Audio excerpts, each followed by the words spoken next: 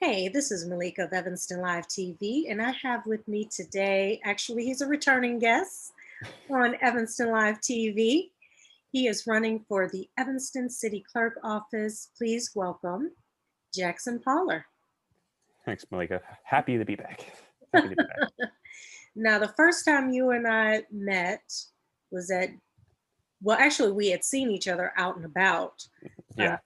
doing activism work out in the community. But where we actually got a chance to have conversation was at Jennifer's Edibles.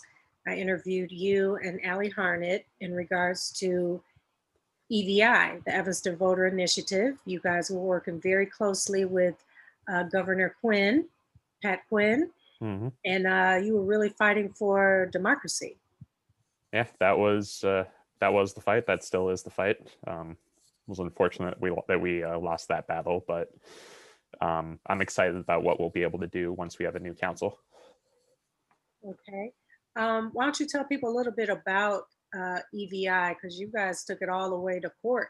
hmm So the Evanston Voter Initiative was a project that would have, if it was passed, create a mechanism by which Evanston residents could directly propose ordinances, resolutions on issues that they cared about. And the process would have been an initial like 25 signatures or something supporting the issue, and then they would bring that to the Evanston City Clerk, who would turn it into a ballot referendum, essentially. Mhm. And Evanston residents would have then been able to go out and collect signatures from their neighbors, just the same way as petitioning to put someone on the ballot. And if they, I believe the requirement was about 2,800 signatures, then that ordinance would be placed on the agenda for the next city council meeting. And the council would have like 60 days to vote yes or no on it. And then if they voted yes, it would go to the mayor and become law, just like any other ordinance. And if they voted no, then the ordinance would have gone onto the ballot for the next election. And if Evanston citizens voted in favor of it, that would bypass the city council and it would become law anyway. It would have been a really great tool to increase democracy and increase participation, give people another way to get involved, make their voices heard in the city of Evanston. Yes. Now you're a law student at Loyola, Mm-hmm. so you were familiar with how that process works. How did you think that process went in regards to the hearing? So Jane Grover, she was one of the opposers, Mm-hmm. and basically she said that the EVI initiative, uh, that people didn't understand it. I almost felt it was almost insulting. Like, does she think I would agree. I'm stupid? Or we totally understood what it was Mm-hmm. about. So she took up time, resources, money, um, for a fight that was pretty much calling us stupid, that we didn't understand what it was about. Mm-hmm. Um, as a law student, what did you think of that process? It just felt very, I don't know. I was uncomfortable with it. You and most of us, we all had a similar reaction. Yeah, I think being completely honest about it, I think that process going the way it did was a result of status quo politics in Evanston not really wanting to share power in a meaningful way with the citizens. Like it's typically been, we elect people into city council and then they do whatever it is they feel the need to do. Not everyone goes there for the wrong reasons by any means, but I think the culture has been that of sort of rejecting any sort of oversight or citizens kind of digging into what the process is. So Mm. with the Evanston Voter Initiative, that would have been a major step forward for oversight and really direct democracy in a form.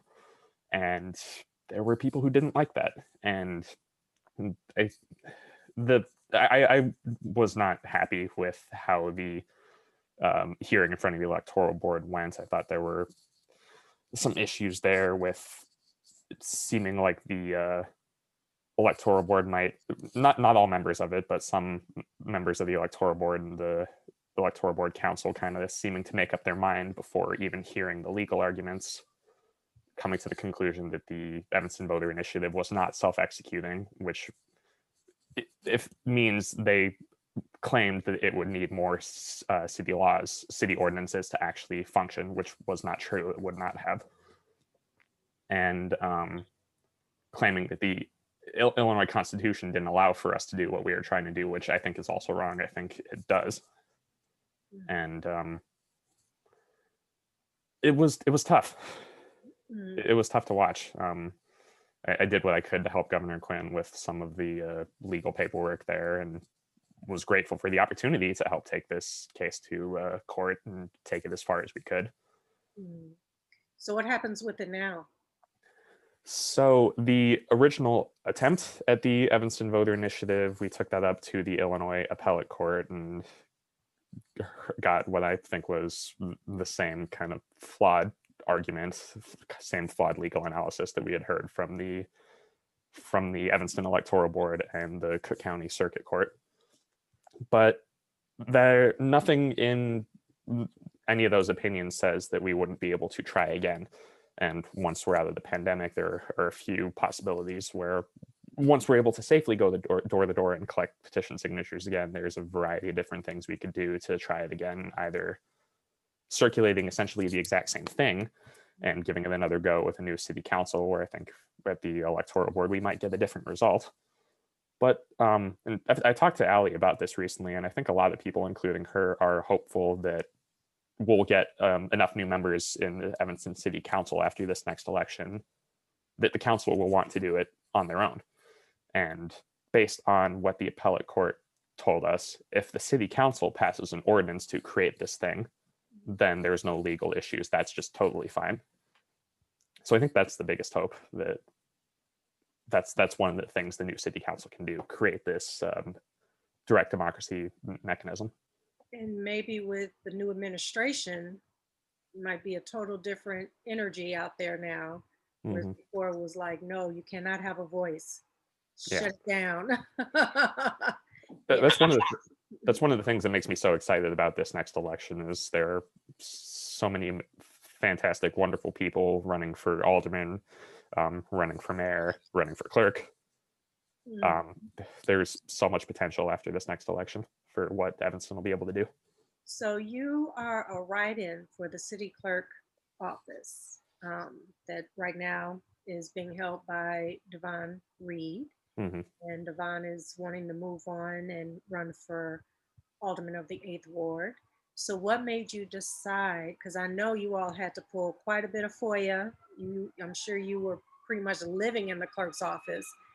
You all were trying to gather the information for the EVI case. So what was it that you decided to pick this office to run? Clerk Reid was a great resource during the whole EVI process, and great ally. So I knew I wanted to run for something local, have some more active part in Evanston city government. I just wasn't entirely sure what at first. And like, I thought about the first ward for a little while. Now my friend Claire Kelly is running for first ward. She is amazing. But thinking about it, one of the things that I think I learned in the last 4 years of watching Evanston's city government function, or sometimes not function all that well, is that for this kind of democracy to really function the way I think it's supposed to, we need a few things. We need people in office who share the same values with their constituents and actually want to work towards things like transparency and good government and stamping out white supremacy and all of those things. But we also need an active and engaged public who's willing to do whatever it is each individual person has the capacity to do to make their voices heard in between elections. So voting is a very important thing, but if that's all that we do, then there's no real oversight over our elected officials as they're actually doing the work that we put them there to do.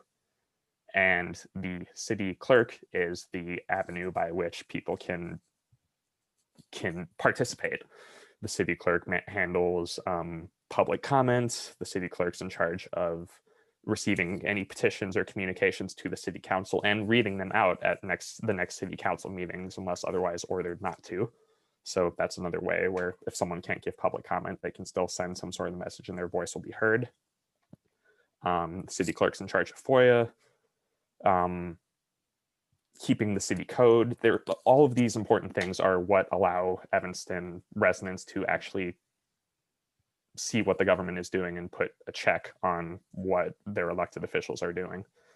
And that's a crucial part.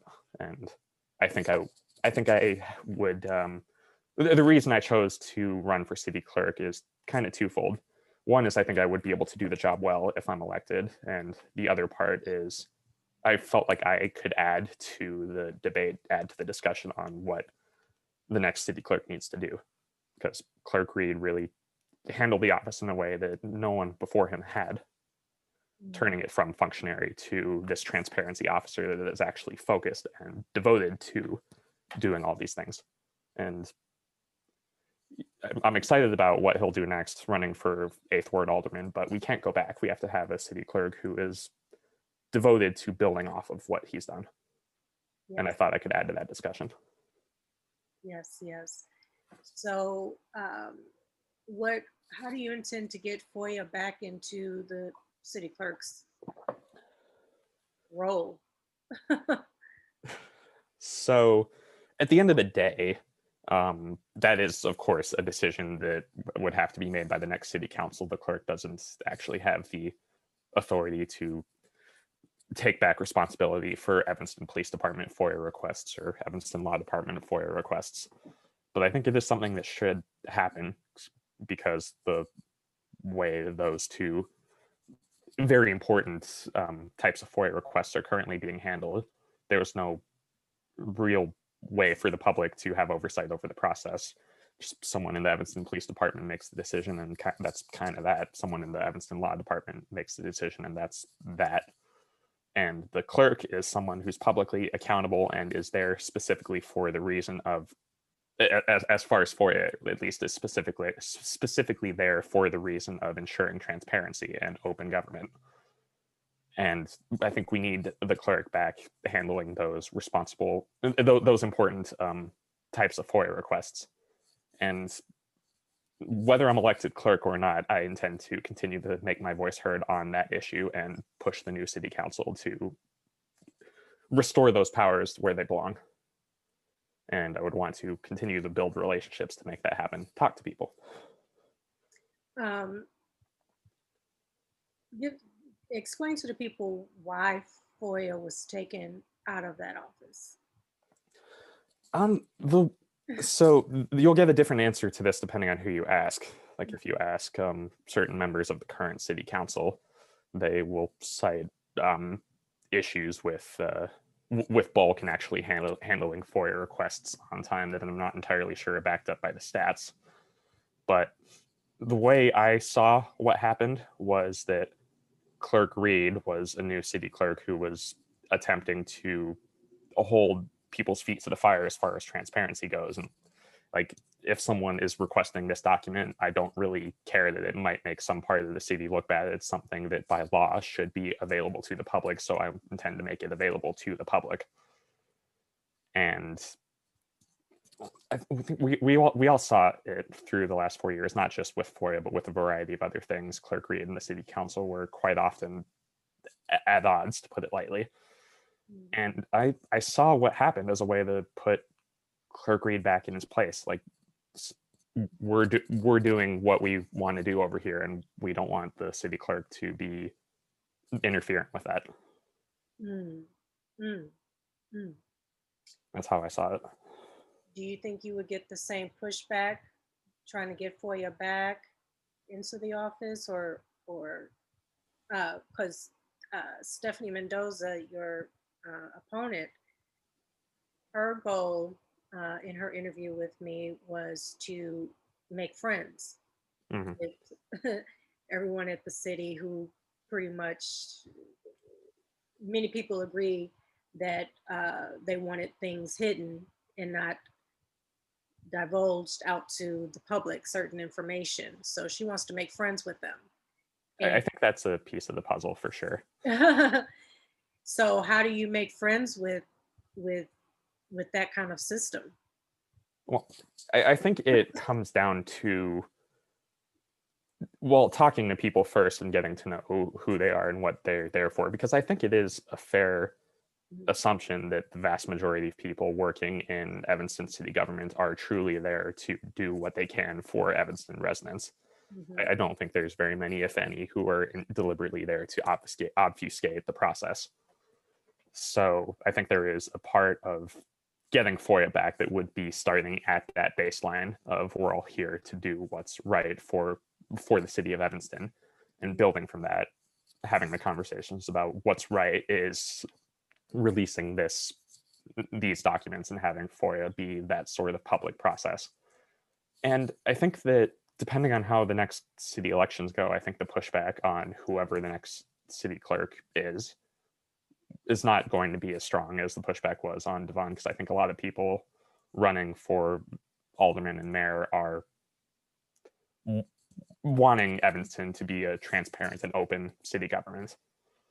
Um, there might still be disagreements over the FOIA process after this next election. It's a little hard to really predict, but I think the two parts of it are building those relationships with people who you can, and understanding when to speak up about people who you can't really get past it with, of like, hey, this is what we need to do, this is what needs to happen, and these roadblocks are being placed in front of getting you, the Evanston voters, you, the Evanston residents, the information that you deserve to have access to. Okay. So I don't think Stephanie's wrong at all about the building relationships part. I think that needs to be a part of it. Yeah, it just doesn't sound easy. No. It just doesn't sound as easy. Like, oh, make friends. Like, good. All right. So another thing that, as you were talking about building upon what Devon, the foundation that he laid, he was really good at educating people about being voters, the election process. So Mhm. what are your plans, your vision for the city clerk office in regards to that? I think by and large, like you were saying, the way that Clerk Reid approached that part of the job was exactly the right way to do it. So as far as elections, I don't know if I would want to like drastically overhaul anything as much as do a lot more of the same type of things that Devon has been doing. As far as like people, I'll talk about people running for office first. That is a difficult thing for a lot of people to do, and if you don't have the time or financial capacity or whatever to like put together a good petitioning process, for example, running for office might never seem like an accessible thing. I think Clerk Reid's done a lot of good for that, of like the template forms for what your petition should look like, having the informational events of like, this is what the process is, this is what the deadlines will be, this is basically what you need to do. All of that was great. I just want to build on that. Another part of it I've been thinking about is the objection process, and what happens in front of an electoral board when you go to circuit court, if you have to. Um, the legal part of it I see as another potential barrier to people from like our more disadvantaged communities wanting to run for office. If you don't have if you don't either know a lawyer or have the funds to hire one, that can be a difficult thing to even wrap your head around how to approach, let alone actually getting through it. And I think I would love to see the city clerk provide as much information as possible. Like, these are the kind of objections you can get if you go in front of the electoral board. Here's what to expect. I would want to partner with, if not pure election attorneys, then just like people who have done these sorts of objection defenses before, people who would be able to take on some cases pro bono, give as much resources as possible to people who are considering running for office to remove as many barriers as possible to the process, so that we can actually have a government that's meaningfully representative of all of our communities. And I think that's there's almost certainly more that can be done. I think that's what I just described is an important additional step. Hmm. Hmm. And as far as being an informed voter, I think again, I don't have really any critiques of what Clerk Reid has done. when there's elections coming up, when there are particular issues coming up. I think he had, I forget what the event was called. It was something about democratic socialism at the local level, where he had people from Evanston and Chicago come and just sort of talk about what that means. Events like that, just demystifying the process, both local government and local politics for people, and making those as accessible as possible. I think that those kind of events are great, and I just want to see more of them.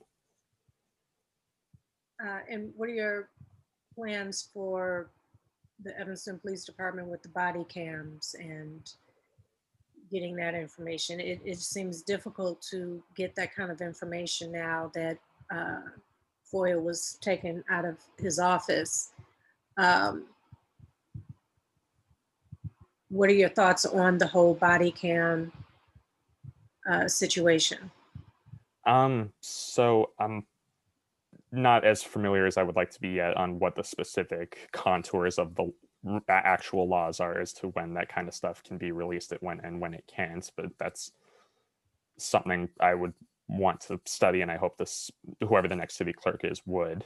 But beyond that, I think the FOIA as it relates to the Evanston Police Department and body cams kind of comes back to that twofold thing of building relationships with the people in charge of like records, and keeping that information with the Evanston Police Department, building a relationship with Chief Cook, building a relationship with the new city council to get as many people as it's possible to get on the same page. Like, hey, I think we all agree that we live in a great city, but a lot of that, we shouldn't let that fool us into thinking we can't make improvements with the relationship between the Evanston Police Department and various parts of Evanston's Black communities, for example. And we can't fall into this. We can't afford to keep falling into the same traps that like the city of Chicago does with keeping things, covering things up, hiding footage because it makes some of our officers look bad. We should be holding ourselves, and by extension, our police department, to a very high standard with how we handle these situations. And letting that footage be released when it needs to be released is, if we don't do that, we'll never get to that high standard. Now, the city clerk's office, to me, it looks like the person has to be so detailed oriented, and just it's so many numbers and statistics, and it just looks like overwhelming for someone like me, because I'm more, creative, abstract. So all of that, like when I would listen to Clerk Reid up there on the dais, he would just have that information just at hand, like right there, to be able to correct the aldermen when they were in violation of something, or that's not how the process goes, and he'd have to let them know how the process goes, and the voting process up there. It just seemed like so much information, like goodness gracious. So are you that type of person? I assume, you being a law student, that you have to research like crazy. I think I've said this to your opponents, like Devon is like the research king. If we can even be 2/3 of his level on like how good he is at that stuff, I think whoever the next clerk is will be doing great if they can even come close to his level. You being a law student, you have to enjoy research, because that's how you build your case. Yeah, that's true. It's funny. I'm interning with the Office of the State Appellate Defender right now, and one of the projects I'm working on there is a very niche issue with how certain Illinois Supreme Court rules apply after a conviction. And I was told by one of my supervisors that he was surprised that I was actually enjoying the process of researching that kind of stuff. And I enjoy it. I really do, when it's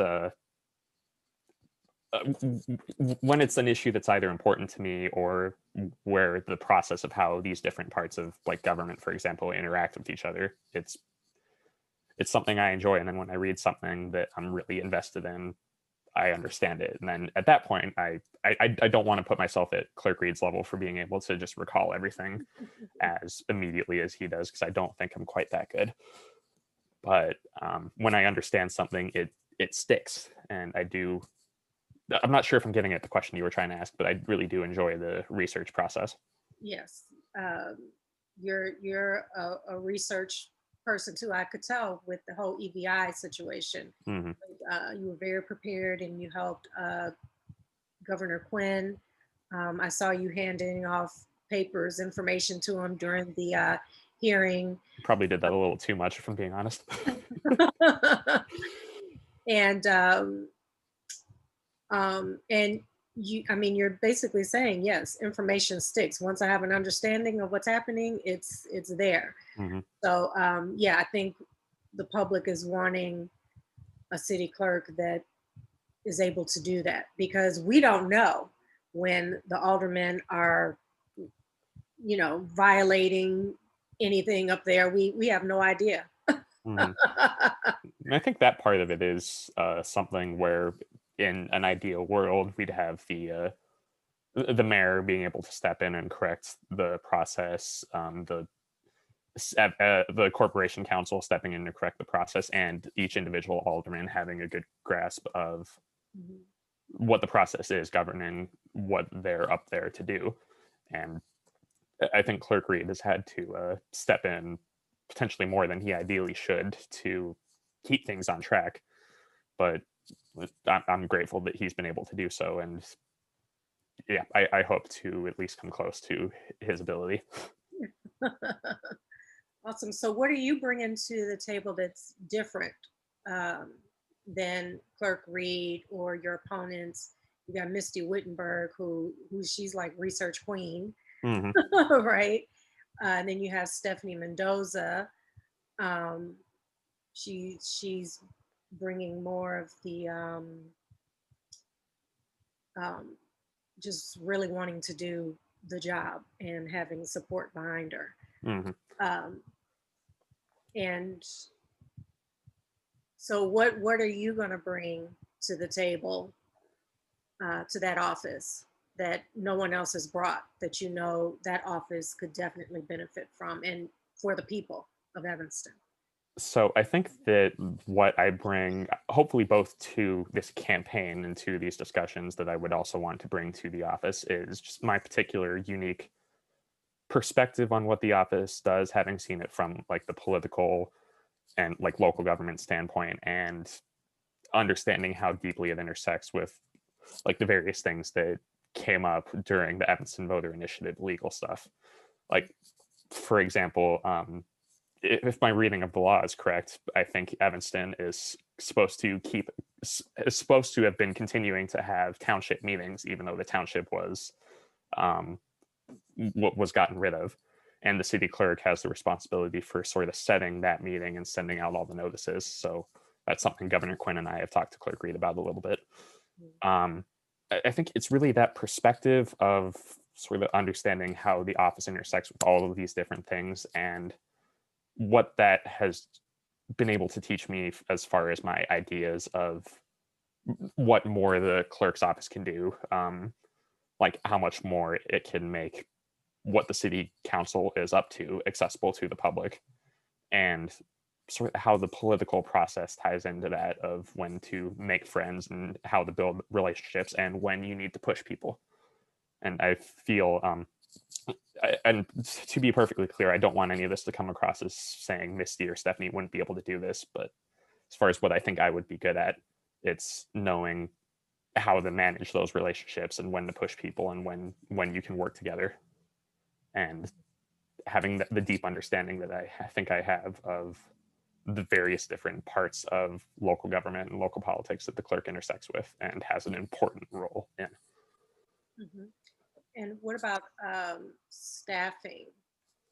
Because I remember when Rodney Green, was the city clerk at that time during his term, um, that office was packed with staff.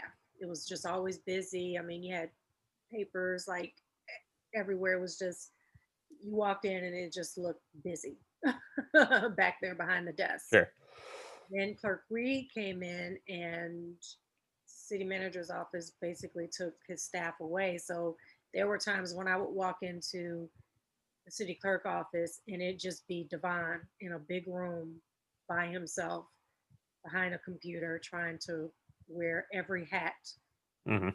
Um, and then he was given a couple interns. Um, but pretty much he had no support in that office for such the responsibility of that office. He had no support. Um, so, say you're elected tomorrow to the city clerk, how do you Hmm. intend to get your staff back? Get a staff in there, fight for a staff. Though I don't know, they might just hand the staff to you. You're definitely different from Devon, so they took his support away. And if you were to win, or Misty was to win, or Stephanie, they may hand you a huge staff with a bow on Hmm. it. Well, definitely you and Misty, they'll give you a staff without question. Hmm. I'm not I'm not oblivious to the the gender I am and the skin color I am. Not to say that was the only thing, but we'd be naive to think that wasn't a factor. Mhm. Um, but I think as far as the staff question, a lot of the ability to put a staff together comes back to budget fights that would happen behind. I imagine a lot of that happens behind the scenes of, hey, this is a part of local government that needs more of an office to function, and we're all here for the same sort of reasons, so this is something we should all be able to agree on. And getting that budget in place would then give the ability to hire like more deputy clerks to handle various parts of it. And with even though I know I'm still fairly young, I do have some experience managing people in a work capacity. When I was working for the Michigan Democratic Party in 2018, I had about 8 field organizers under me in a pretty large territory. I think it was like 26,000 square miles or 2,600 square miles. I can't do math. It was a very large area. Um, so I've had some experience both with that and with um, student organizing when I was in college, of delegating to other people and understanding how to put that common purpose, a common goal in our sites, and say, like, if I'm working on this other thing and we need you to be doing this part, and that's how we'll make this office function together. I think I'd be able to bring a lot of that to bear as well on the staffing issue. Mhm.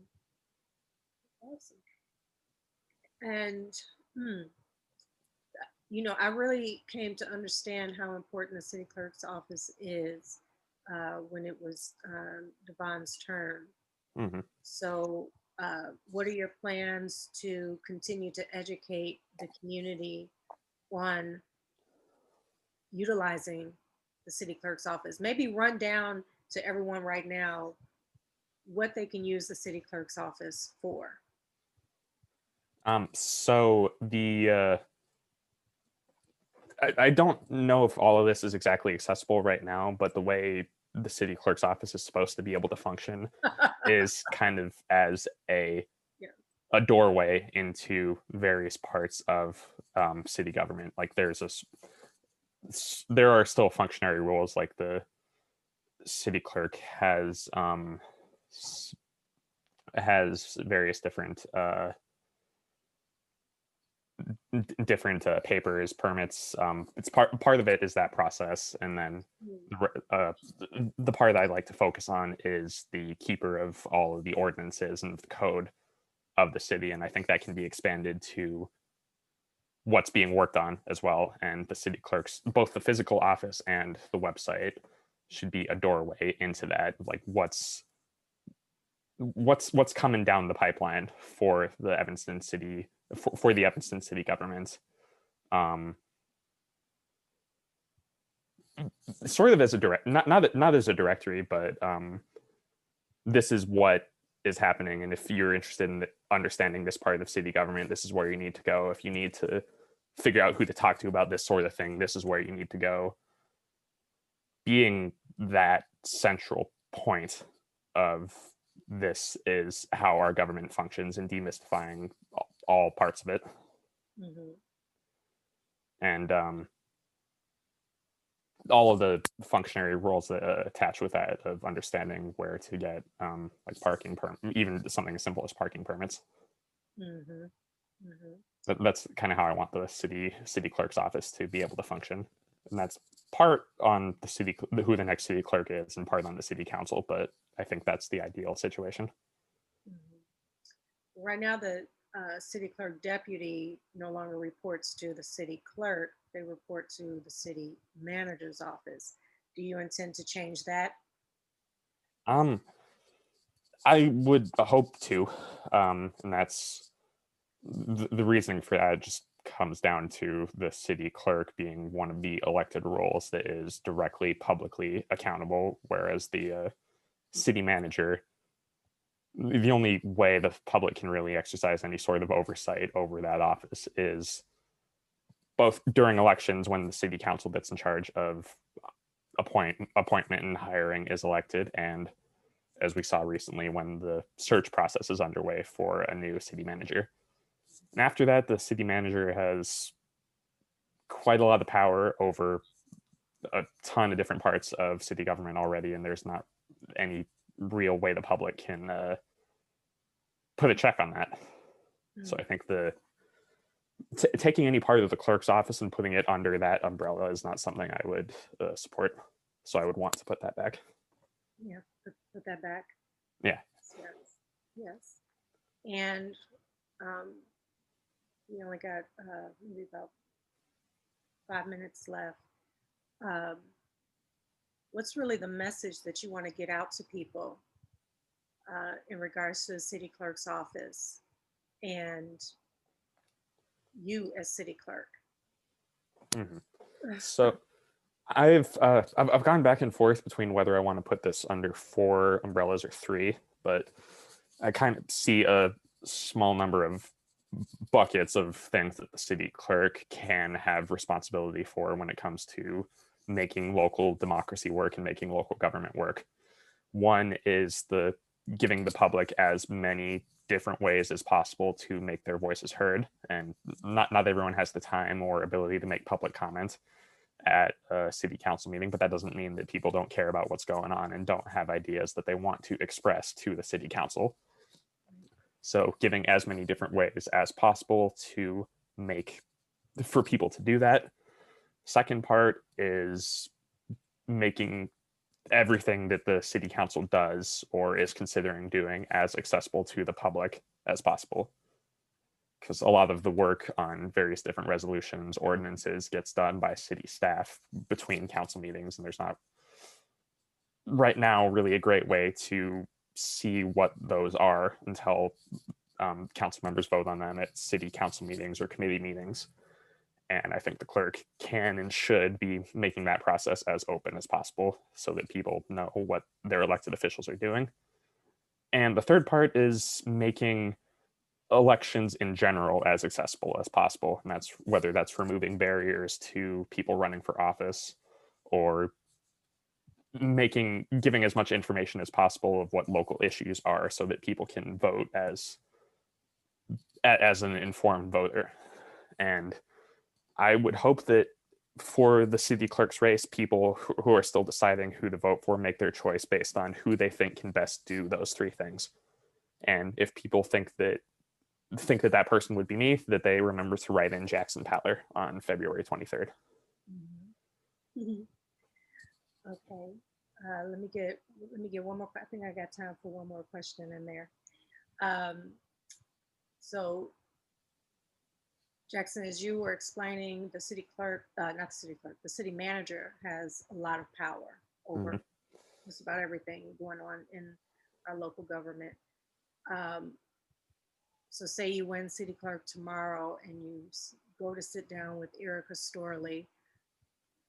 What is that conversation? So that's a tough one. I think the beginning of that conversation I can speak to with some certainty, and that is, I think that Erica, like most people in city governments, are genuinely there because they want to do what's best for the Evanston residents. So I think that conversation is beginning from that point, and sharing with each other what we're there for and that we're on the same page, and then beginning from there to discuss, like, well, I don't think either of us would think the clerk's office is in the best position right now. What can we do right now to talk about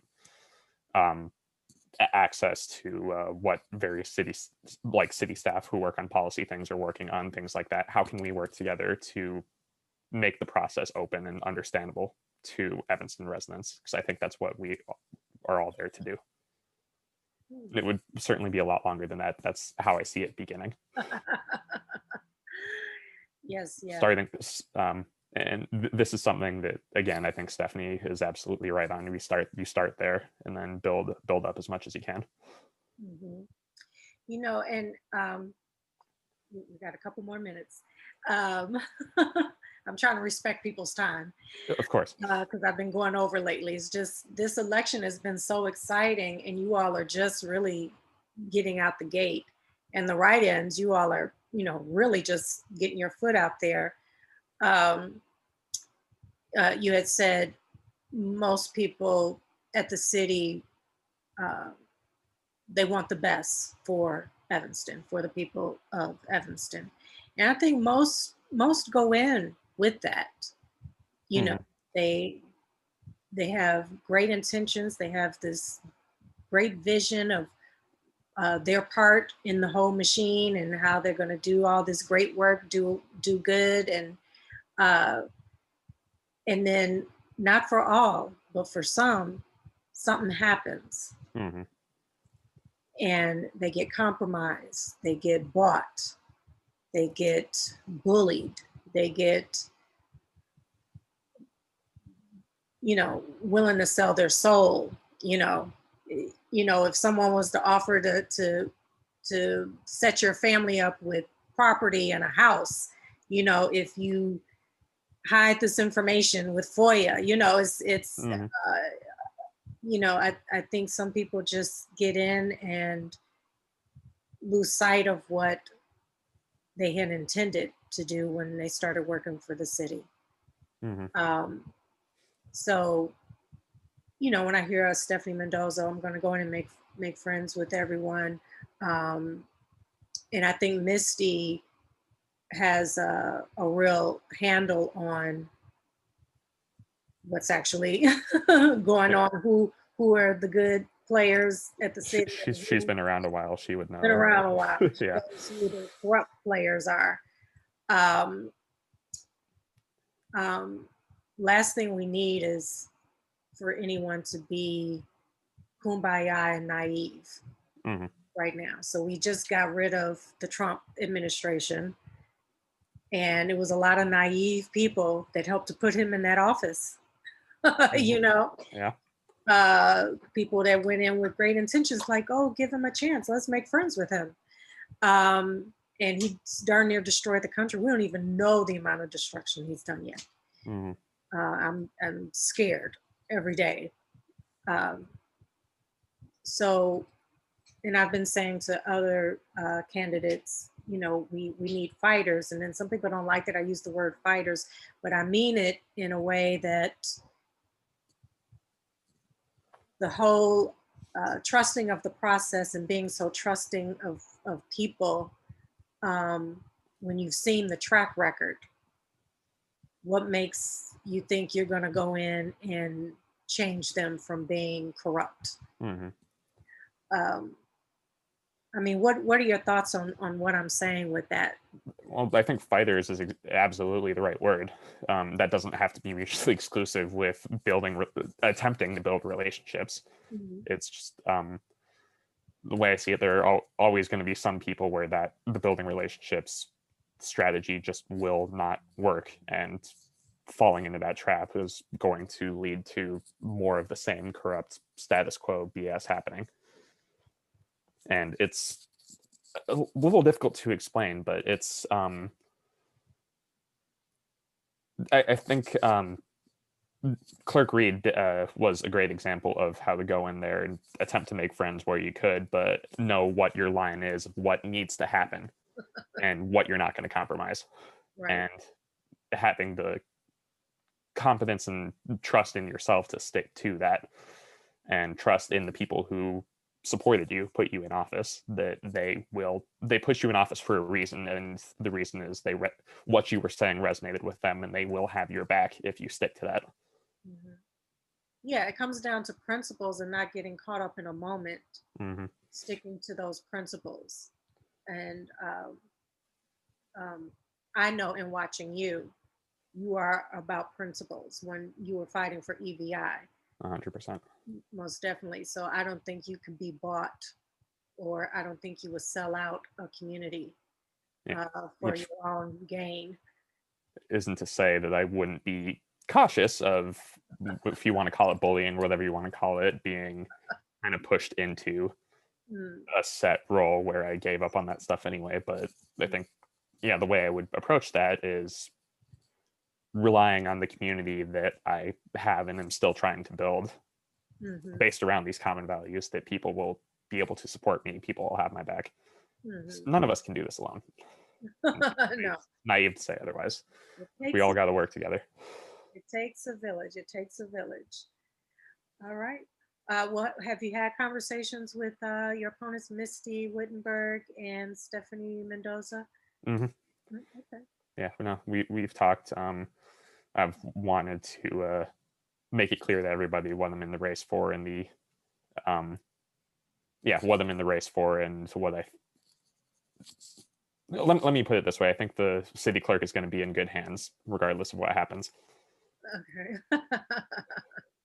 You like it can't go wrong with anyone that is running right now. Don't get me wrong. I think I'm in the race for a reason, and I think I bring something unique to the campaign and would to the position. But I am optimistic about the future of our city government, which is a very new feeling, and I'm very happy about it. Yes, yes. Well, I'm with you on that. I feel very good going forward um, with the Evanston election, with our national government. Hmm. It's feeling better. So, thank you so much, Jackson. Thank Thank you, you. Malika. Pleasure speaking with you again, and looking forward to hearing more as this race pumps up. You all Looking are just forward getting to started. more of the process. It's been a learning experience up till now, and I'm looking forward to learning even more. All right. Thank you. And please let people know where they can contact you for more information. They have questions. Absolutely. Email's good, jackson.j.paller@gmail.com. If you find me on Facebook anywhere, shoot a message to either my Facebook page or my personal. I'll respond to what I can. Even phone number, call or text 847-284-4995. My parents might look at me funny for giving that number out, but I will answer as much as I can. All right. Well, thank you so much, Jackson. And I'll be sure to put your contact information in the description when I post this out to the public. Great. Thank you so much. Thank you. Thank you. And this has been Malika, Evanston Live TV. That was Jackson Holler. He's running for city clerk. So you all please be sure to engage, look him up, give him a call, email him, have him elaborate a little bit more on what we discussed today. If you have more questions, reach out to him. Point is, get to know him, stay engaged, and stay tuned here at Evanston Live TV. We have more candidates coming up, more forums coming up, and just more amazing people in Evanston. So stay right here, Evanston Live TV.